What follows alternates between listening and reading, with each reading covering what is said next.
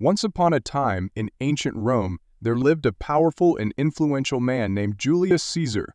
Born on July 100 BC, Caesar came from an important family that claimed to be descended from the gods. This noble lineage gave him a special status and an air of greatness from a young age. Caesar grew into a brilliant military leader and politician, winning numerous battles and making significant changes to help the people of Rome. He was married 3 times.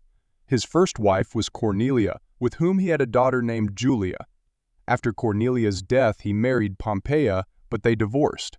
His third wife, Calpurnia, stayed with him until his death. Caesar also had a son named Caesarion with Cleopatra, the queen of Egypt. During Caesar's time, Rome was a republic, which meant it was ruled by the Senate and other leaders instead of a king. Caesar's growing power and influence, however, made many senators uneasy. They feared he wanted to become a king and destroy the republic. Among his many enemies were Cassius, a former supporter turned adversary, and Brutus, a close friend who believed that killing Caesar was the only way to save Rome. As the Ides of March approached, ominous signs and warnings filled the air. Calpurnia, Caesar's wife, had terrible dreams about his death and begged him to stay home on March 15.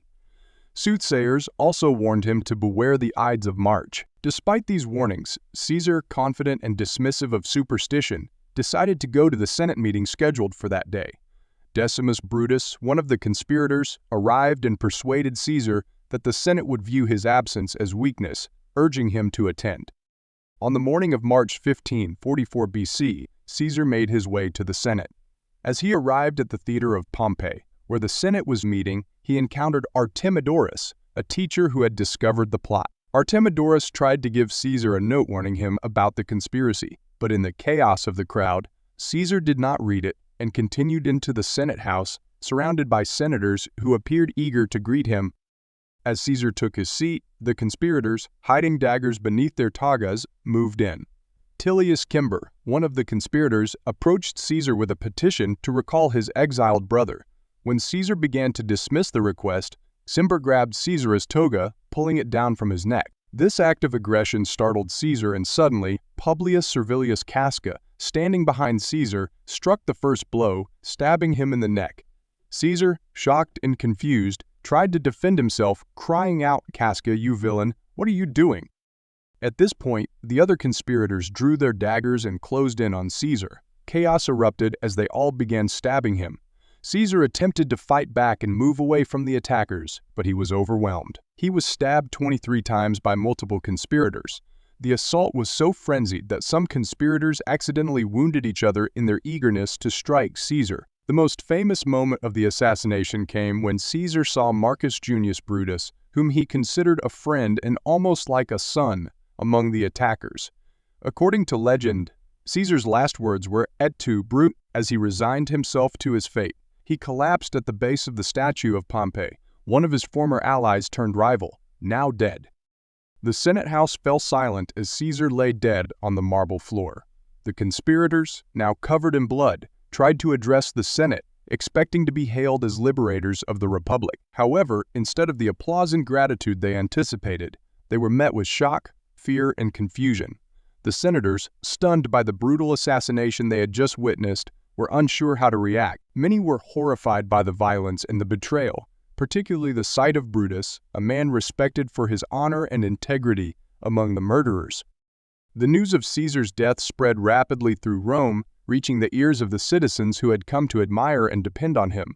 Far from celebrating the downfall of a potential tyrant, the people were grief-stricken and angry. They gathered in the streets, mourning the loss of their leader and demanding justice. The conspirators quickly realized that they had gravely misjudged the public's attachment to Caesar and the strength of his supporters. Mark Antony, Caesar's loyal friend and ally, seized the opportunity to turn the tide against the conspirators.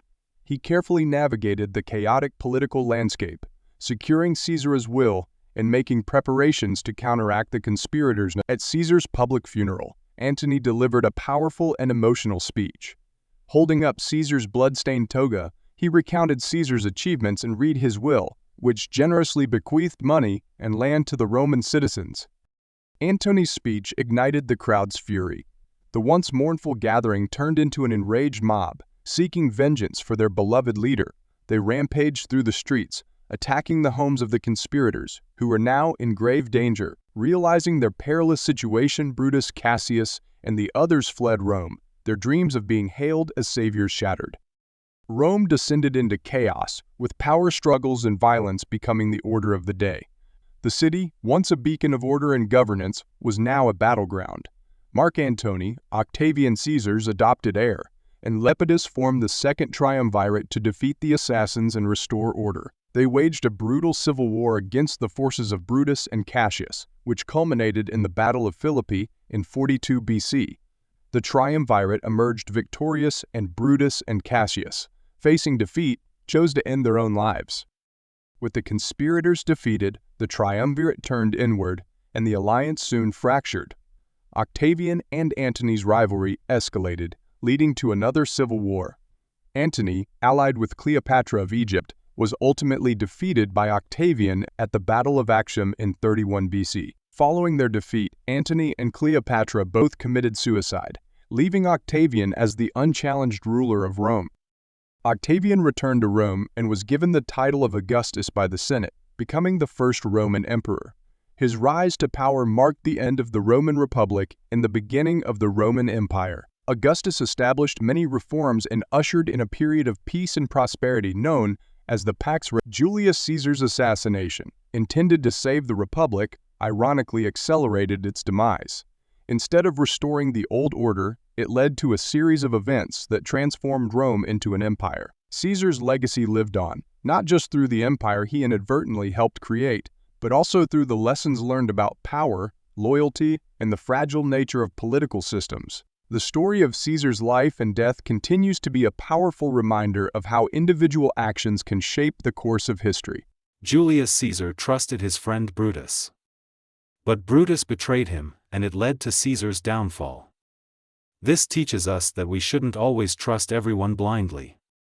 People might have their own reasons for doing things that can hurt us. So, it's important to be careful about who we trust and to pay attention to their actions, not just their words. It's a reminder to be smart about who we put our faith in. If you like diving into fascinating historical events, be sure to subscribe to my channel. I've got some incredible stories lined up that you won't want to miss. Ever heard of the Boston Molasses disaster? Or the Great Emu War? These are just a couple of the intriguing topics we explore in depth. Check out my channel to learn more about these unique moments in history and so much more. Hit that subscribe button and join our community of history enthusiasts. Let's discover the past together.